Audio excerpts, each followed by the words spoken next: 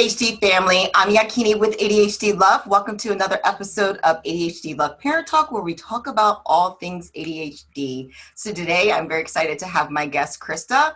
We actually are going to dig into masking. So that seems to be a very popular topic of lately. And so I really wanted to talk through that, dig into it, and just get some tips from her on how we can work through masking situations. So Krista, welcome. Thank you for coming. Yeah, thank you so much for having me. I'm really excited. So please just introduce yourself. Tell the audience a little bit about you, and then tell the audience, why do you know so much about ADHD? Sure. So I am a registered social worker. My name is Krista Carlin, and I'm here in Ontario, Canada. And here in my province, social workers are able to provide social work services and also psychotherapy services. So through kind of my professional experience, I have become really fascinated and very excited about the growing interest in neurodiversity, and I've really been excited about applying that to my psychotherapy work. And a big part of why I know so much about ADHD is probably because of a lot of that kind of clinical curiosity I was seeing, where I found a lot of folks who I now can recognize as neurodiverse who were having really unique challenges. And I found myself very interested in these situations, so got more training. So I'm an ADHD certified clinical services provider, which just basically means I've done some advanced training in ADHD. Okay, very cool. So Krista, tell us, do you specialize, do you work with all ages or a specific group? I mean, who do you work with? Yeah, so I come from a background of child and family therapy, and then also have experience working with adults. And I kind of came up with this idea of an all ages approach to ADHD because I was finding that there was a lot of adults and not a lot of care providers who knew how to support adults. Oh.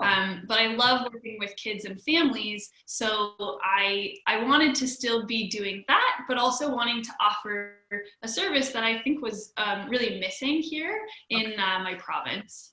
Okay, so you said, you say you work with families, and the families could have parents with ADHD, they could have kids with ADHD, they could have just the combination, so just all range of people. Is that correct? Yeah, that's where I found I was starting out. But I think kind of as I've grown in my understanding of ADHD, I'm leaning more towards working with adults, often late diagnosis adults, in a more individual capacity. Okay. Yeah, and I Yeah, think that's very but I still love the work of working with families. children And and I families. find it actually informs a lot of my work with adults. Very nice. Yeah, and someone who, like me, who's been personally diagnosed late, I can really understand some of those mental challenges. It's like, okay, so what do I do now? I mean, the beauty is that I only went through a diagnosis, or I went through testing because my children were diagnosed. So I had already put a lot of the strategies in place. And as I share with people, I was already very blessed to have great parents who got me. And even though I wasn't diagnosed with ADHD, I grew up with certain strategies. So that was very helpful. But I just see so many adults who have been diagnosed late that struggle. So you're right, that service is so important. So I'm glad you're offering that.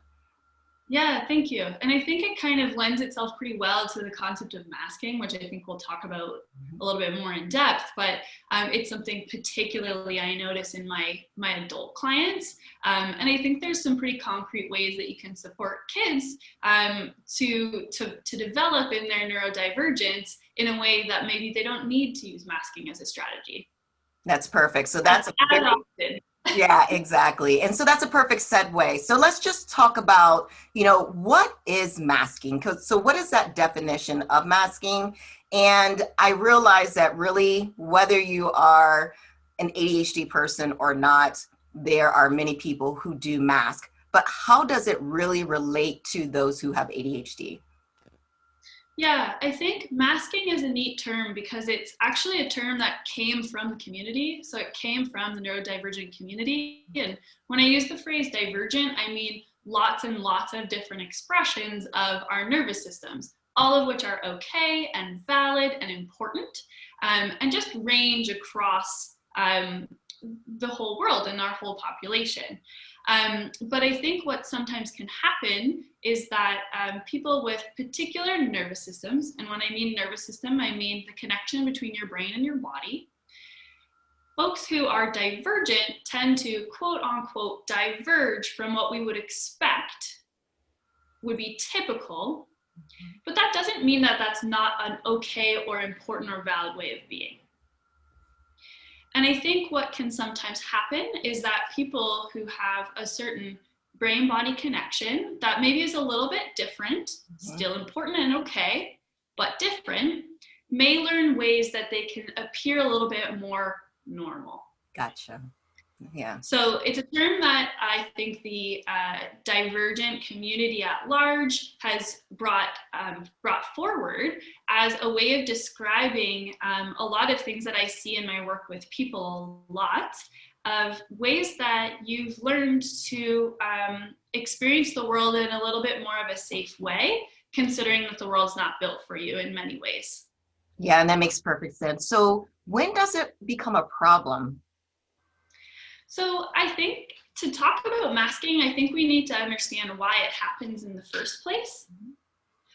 So when we're using this term masking, usually what people are kind of describing is this sense that they have to put on a mask to go out in the world, and not necessarily a mask these days, but sort of a metaphorical mask that helps them put on a character that can exist in a neurotypical world in a way that is as safe as it can be, given the fact that maybe the world doesn't understand or affirm them in many ways.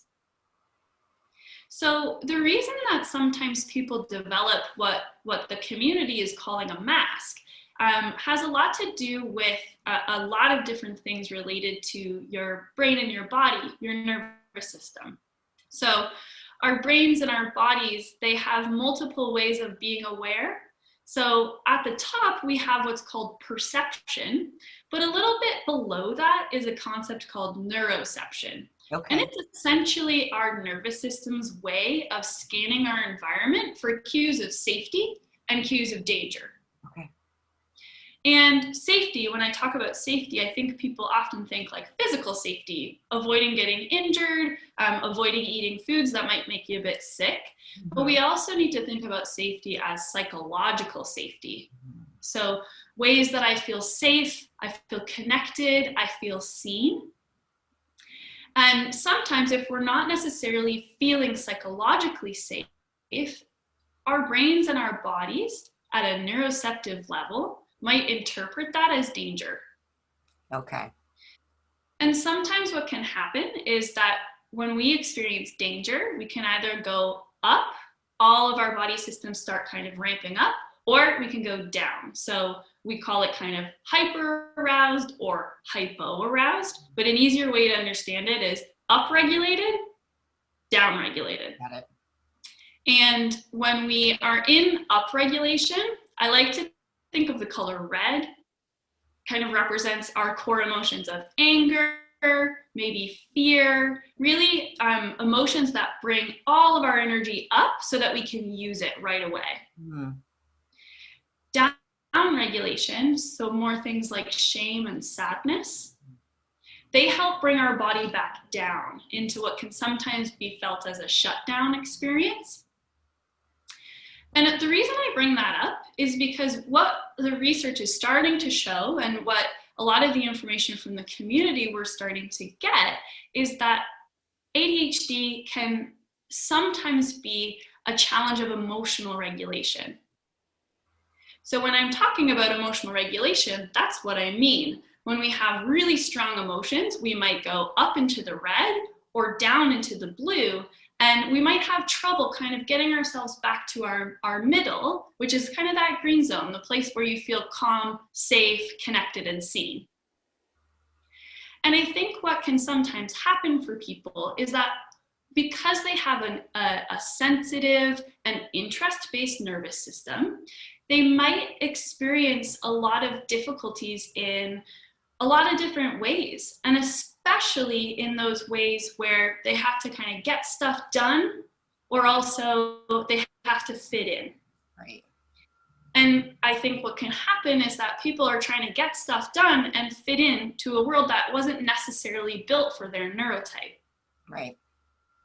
So the incredible thing about brains is that they learn how to compensate for some of the parts of our sensitive nervous systems and our sensitive brains.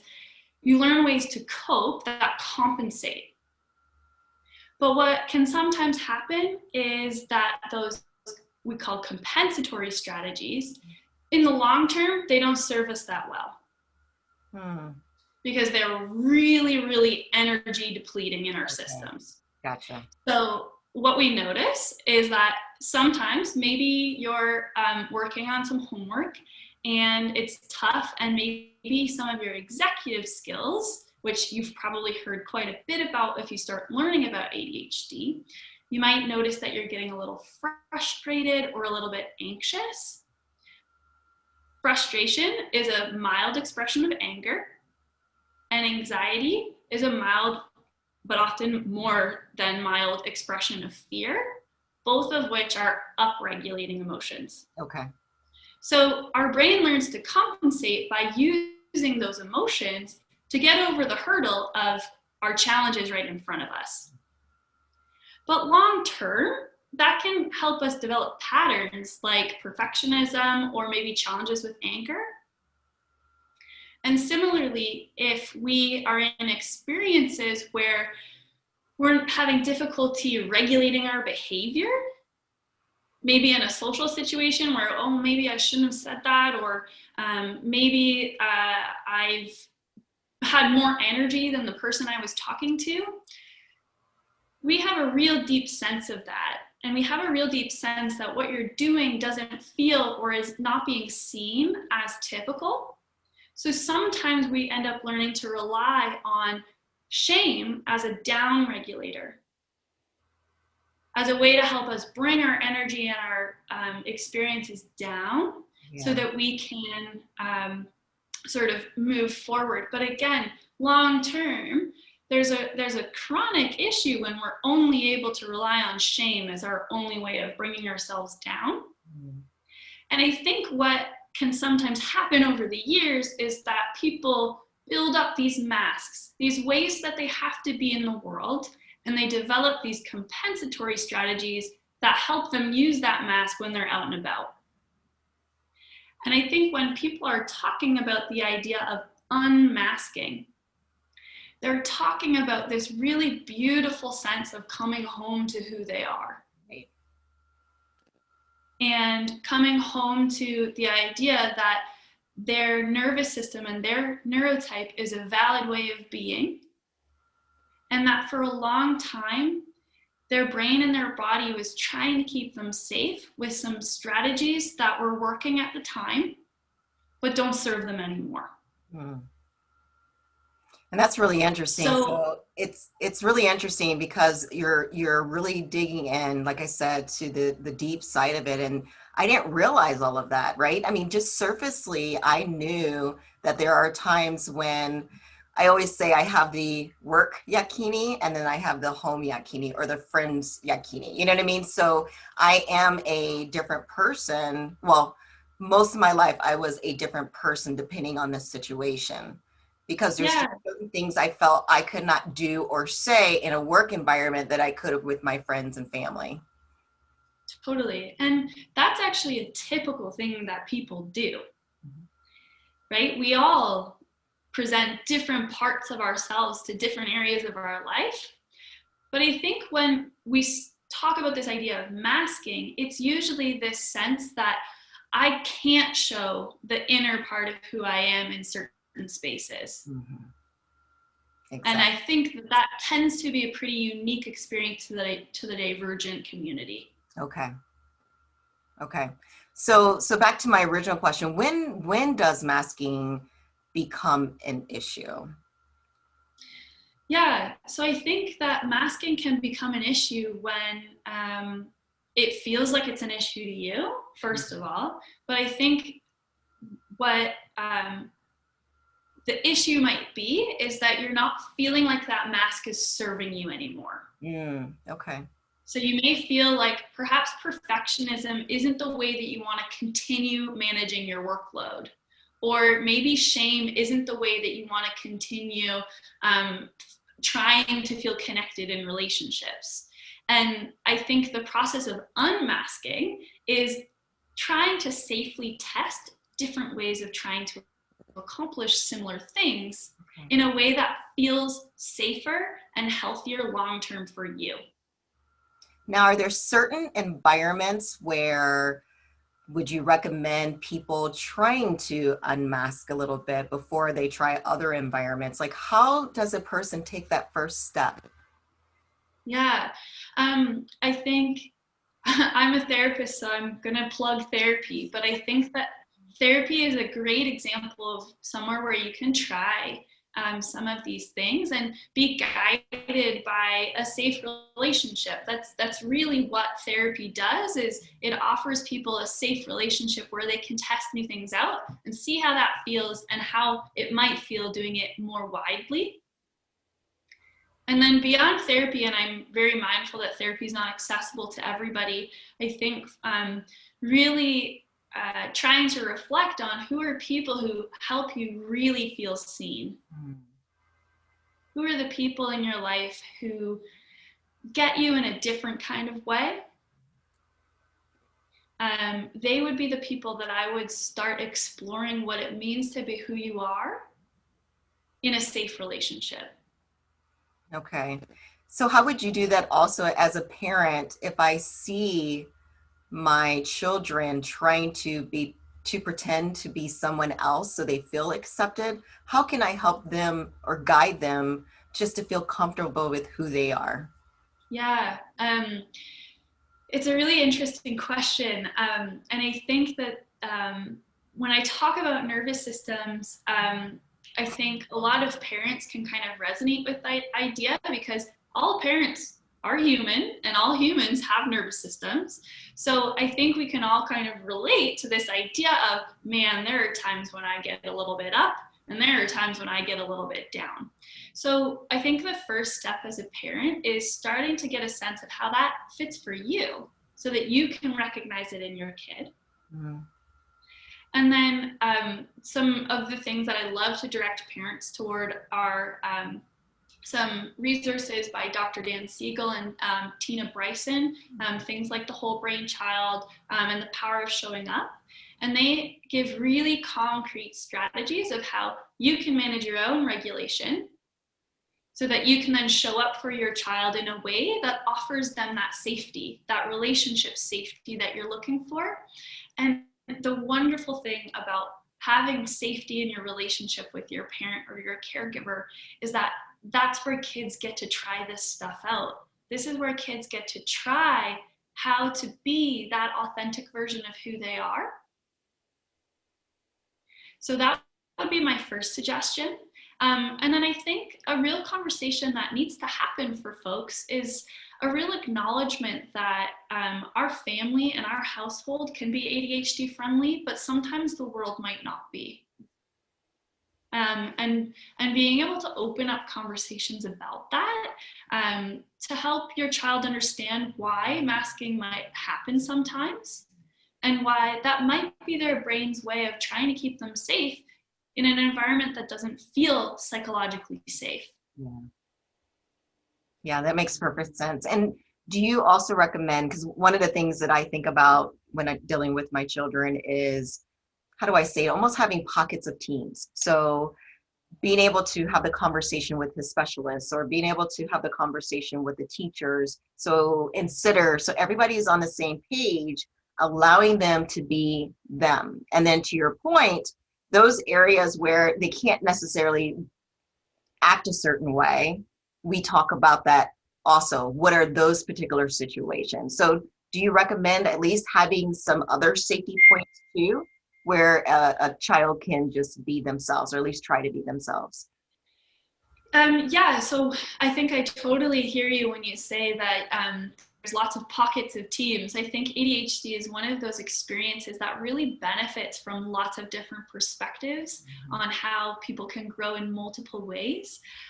Obviously, again, I'm a therapist, so I think therapy tends to be one of those. But you're right, school. But then I also really encourage finding spaces for your child or your teen to get to express their energy and their creativity in a way that matches them. Okay.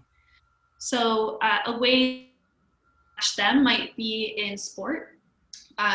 It might be in art. It might be in music. But I think an outlet and a community where people understand that type of creativity is a space where you might find more of an ability to be who you are in the way that you want to be, and trying and testing those relationships and seeing how those sorts of things go.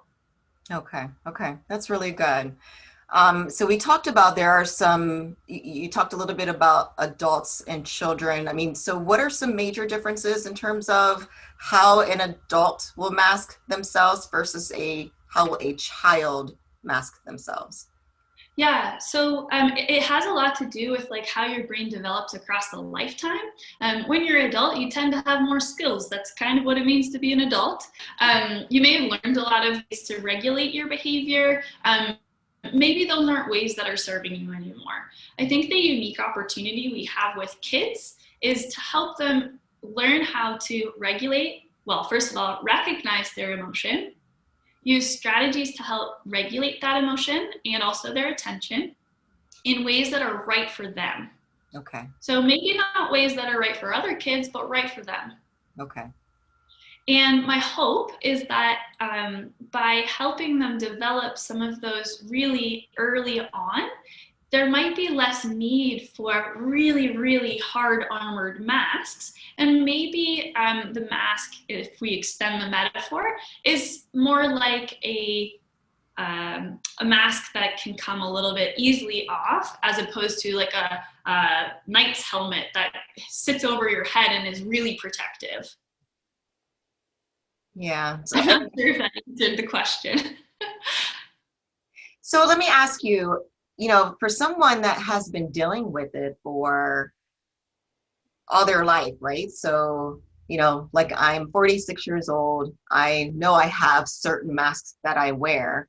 And when somebody has dealt with it all their life, but they're at that point where they really want to be themselves. We talked about putting themselves in comfortable situations. We talked about, or you talked about, just maybe revealing it, be it in therapy, practice it in therapy. We talked about maybe with friends. Are there any other ways for them to start? I don't want to say breaking those habits, right? Because like you said, we're skillful. We know how to do this very well. So how do we start to release ourselves if we just want to be our authentic selves? Yeah, and I'm gonna plug therapy again. And I think specifically what I want to say is therapy that addresses or has a trauma-informed perspective. So I'll very simply define trauma as anything that exceeds our nervous system's capacity to cope. And oftentimes that might be in the form of lots of negative messages that you might have heard, living in oppressive situations or in a culture that doesn't affirm who you are. And I think there's a lot of layers to that can accumulate across someone's life. So later into their life, that might need a little bit more to kind of unpack so that it's a little safer. So really trauma perspectives that have a clear understanding of neurodivergence is something that I really recommend for my later diagnosed folks. And then sort of proactively for our kiddos is helping them to learn ways to use the energy in their nervous systems in ways that are supportive of being able to work through some of the negativity that they may experience in their life. So definitely trauma-focused therapies, I think, can be really supportive. But then I think, actually, can I get you to just double ask the question a little bit again? Yeah, so as a person that has been masking all their lives, how do they Yeah. even take that first step? I mean, what should they do? Yeah, so that would be my first recommendation is working with someone who specializes in that to support you to do that in a way that's going to be as safe as possible. But once you've kind of worked through that, um, and and recognizing that the longer that you've maybe not experienced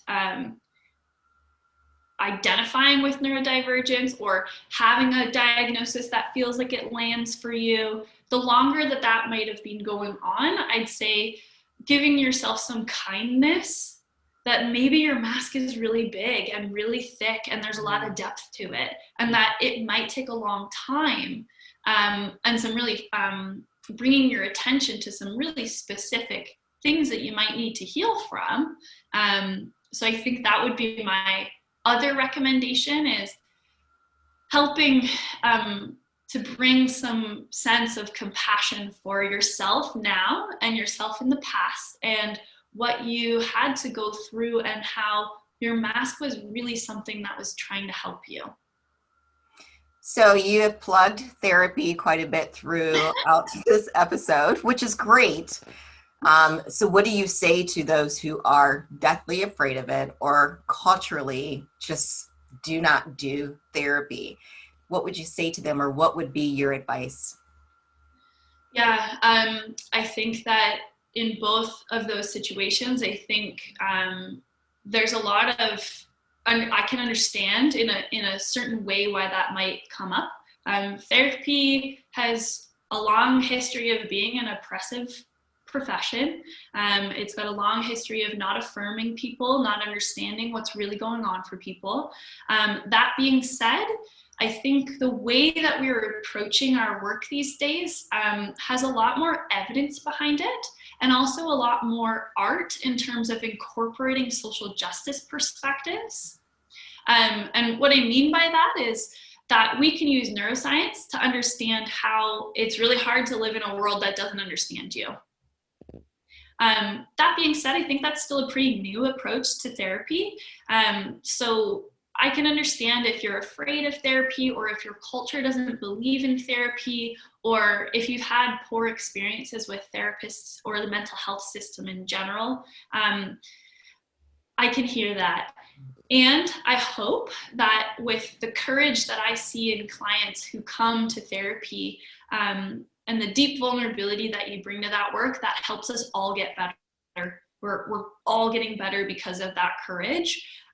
So I'm really hopeful that we can learn to serve people better because of the courage of the communities that we serve. Yeah, and to your point, I mean, just taking that first step, I am like, I love therapy. I think it is the greatest thing ever, but I've also had to change therapists. So one of those things that you have to be okay with is if somebody's just not working for you or for your family, it's okay that you walk away. You don't want to stay in a situation and continue to feel bad about it, because that is not the purpose. The purpose is to heal. And you do not want to be with a therapist that is not going to help you with that. So it is okay to walk away too. Absolutely. And I think a therapist directory that I've found to be really useful, that's got US and Canada, is inclusive therapists, where you can find a lot of wider representation of therapists. A little bit better than some of what we might see on Psychology Today, for example, which is another therapist directory here in Canada and in the US. And very interestingly, on the inclusive therapist site, there's actually a way to filter for divergent focused therapists. So people who practice from this idea that ADHD is a natural way of being, and one that requires specific kinds of support. Yes. So that would be another kind of place I would recommend you try to maybe hopefully find someone who's a better fit quicker. Yeah, I love that. I love that. So just to conclude everything, is there anything that we didn't talk about, or any other tips that you have about the masking topic, whether it be for, again, parents with ADHD, parents that have kids with ADHD, the whole compass. I mean, just everybody that has ADHD. Is there any other tips that you may have for them when it comes to masking? I think the number one thing I just wanted to make sure that I said is that right now we are all experiencing a world that is more difficult than what our nervous system tends to have to deal with. Right? We're recording this when we're still in deep lockdown up here in Canada. And I know across the States, there's lots of different experiences and across the world, but I really want to emphasize that if you are in a process where you're trying to unmask or you're recognizing your mask for the first time, I want to encourage you to apply some kindness for the pace that you might need to go, because right now we're all in a difficult time that tends to exceed our nervous system's capacity to cope. So I really want folks to apply kindness and compassion to their situation right now. And hopefully that will mean that there's less guilt and shame in the process of unmasking. Perfect, thank you. And you mentioned a couple of resources. Were there any other resources that you wanted to recommend, be it any other books or YouTube channels that could deal with masking or ADHD in itself? Yeah, I really love the book Divergent Minds by Jenara Nerenburg. It tends to focus on women-identified folks, but it's a really cool perspective in terms of understanding divergence. Okay. And then I believe the Instagram account is called the Neurodiversity Table, and they have a unmasking workbook that can kind of guide you through some of the ideas of unmasking.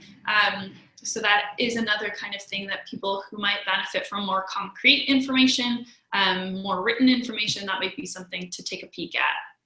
Perfect. And Krista, if they have any other questions for you, can you share your handles and any other way that they can get a hold of you, website, etc.? Yeah, sure. So my Instagram is adhd.with.krista.c.therapy, which is a bit of a long one. And then you can also find me at www.krista-c-therapy.com rather. And those are probably the two best places to reach out first, and then I'll direct you to my email inbox. It's a really long email.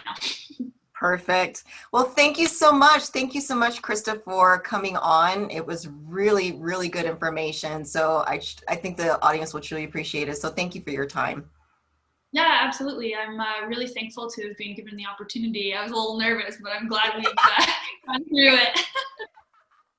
That's awesome. All right. So everyone, thank you again for joining us for another episode of ADHD Love Parent Talk. If you would like more content like this, please don't forget to hit the subscribe button and hit the notification bell, because every time a video comes out, you'll be notified. And if you like this video, definitely hit the like button. All right. Have a wonderful day, everyone. Bye, Krista.